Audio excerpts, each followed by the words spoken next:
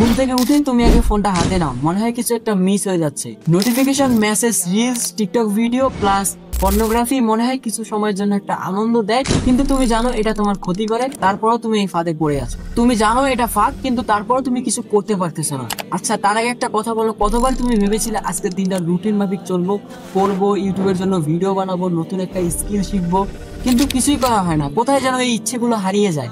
নিয়ত করলে ইউটিউবে ঢুকে একটা মোটিভেশনাল ভিডিও দেখবে, তারপর ঢুকে পড়লে এই রিলস এর জগতে। সময় গড়াতে গড়াতে সকাল গড়িয়ে দুপুর হয়ে গেল, কিন্তু তুমি বললে আজও কিছু হলো না।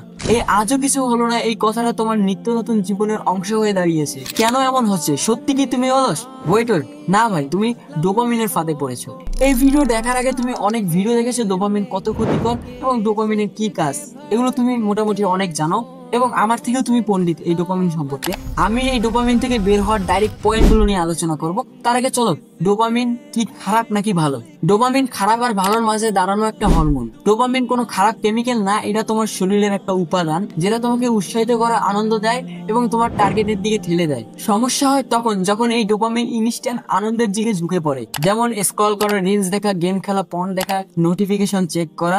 এগুলো তোমাকে মুহূর্তের জন্য আনন্দ দিলেও ধীরে ধীরে তোমার ব্রেনের ফোকাস সিস্টেমকে নষ্ট করে দেয়। বাস্তবে যেগুলো আনন্দদায়ক কাজ, ওগুলোতে তুমি আর মজা পাও না, যেমন পড়ালেখা, স্কিল শেখা বা ইউটিউবের জন্য কন্টেন্ট বানানো, এগুলোতে তুমি আর আনন্দ খুঁজে পাও না। তোমার ব্রেন সেগুলোকে বোরিং বলে বাতিল করে দেয়। এভাবে তুমি ভোক্তা হয়ে পড়ো, ক্রিয়েটর না।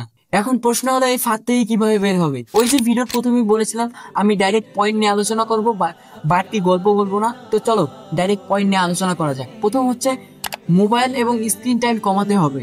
নির্দিষ্ট সময় ফোনকে দূরে রাখো, যেমন সকাল 8টা থেকে 10টা ফোনকে দূরে রাখো নিজের কাছ থেকে। প্রথমে একটু কঠিন লাগবে, পরে 8-10 দিন গেলে তোমার ভালো লাগা শুরু করবে।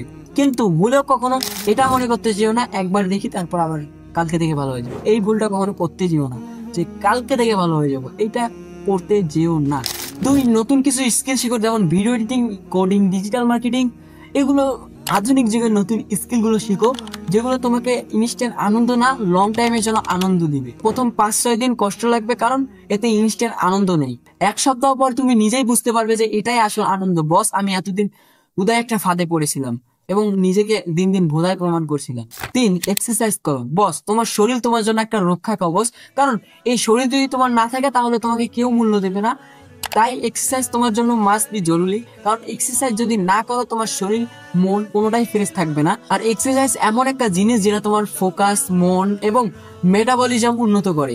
এমনকি যদি দিনে হালকা হাঁটাচলা করো তারপরে তোমার ডোপামিন লেভেল ব্যালেন্সে আসে। 4, প্রতিদিন অন্তত 15 থেকে 20 মিনিট দুনিয়ার সকল আজাইরা কাম বাদ দিয়ে নিজের সম্পর্কে ভাবতে থাকো। তুমি কোথায় যাচ্ছ, কি করছো, যেটা করছো তুমি সেটা ঠিক করছো কিনা, এগুলো নিয়ে ভাবতে থাকো। এগুলো তোমার ব্রেনকে স্ট্রং করে তোলে আর ডোপামিন তার আসল কাজটা ঠিক মতো বুঝতে থাকে। 5, নিজের সফলতা গুলোকে ছোট্ট ছোট্ট আকারে সেলিব্রেট করো।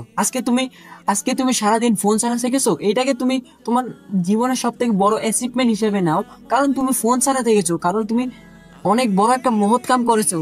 সবাই ফোন ছাড়া থাকতে পারে না, তুমি বেস্ট বস। এভাবে ভাবতে শুরু করো। নিজেকে একটা রিওয়ার্ড দাও, যেমন একটা চা খাও বা এক গ্লাস পানি খাও।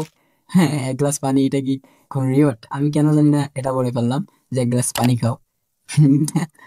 তো এটাই, নিজের সফলতাগুলোকে ছোট্ট ছোট্ট আকারে সেলিব্রেট করো। যেমন তুমি আজকে ইউটিউবের জন্য কন্টেন্ট বানিয়েছো, লাইক বস।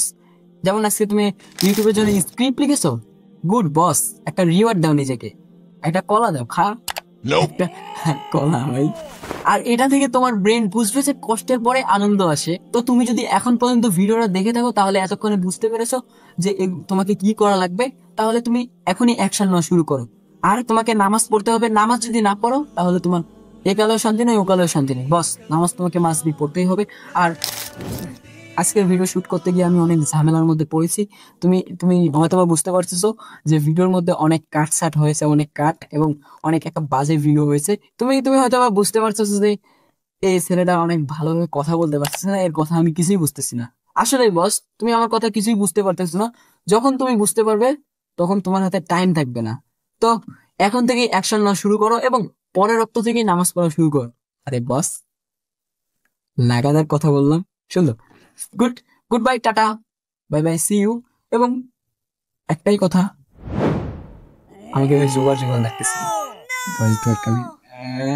সরি গাইস, আজকের ভিডিওটা ছোট হতে পারে বা বড় হতে পারে, আই ডোন্ট নো।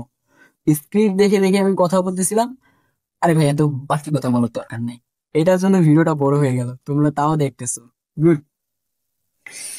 আচ্ছা, তোমরা কি আমার স্টুডিওটা দেখতে চাও, মানে আমি কোন স্টুডিওতে বসে ভিডিও করতেছি? না, পরের দিন দেখা। Oh my.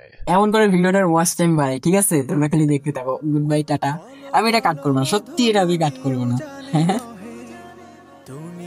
এগুলো কথা আমি সত্যি কাট করবো না।